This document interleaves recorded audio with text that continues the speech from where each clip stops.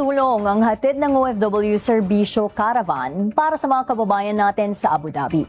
Patunay dyan ang mga Pilipinong nag-avail mismo ng mga serbisyong hatid nito. Si Julian Bunag, una sa balita.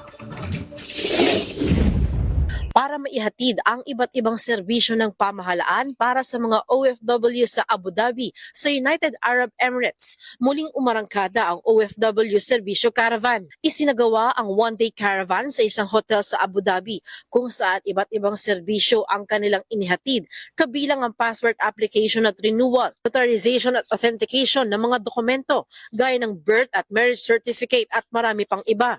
Isa si Mark Anthony Caviteño sa mga naserbisyuhan ng caravan sa Abu Dhabi na anya 10 taon nang nagtatrabaho sa ibang bansa.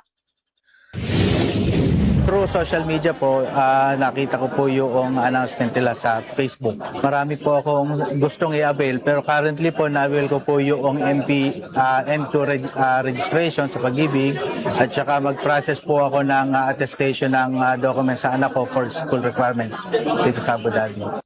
Giit pa ni Mark na malaking tulong ito lalo na't naging accessible ito sa kanila.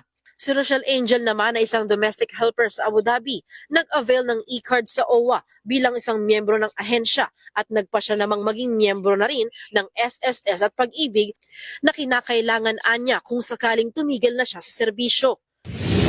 Bilang OFW po, malaki po ang natulong ni President Marcos dahil po sa aming mga OFW, hassle po ang pagpilaw lalo na po pag-uwi po ng bakasyon.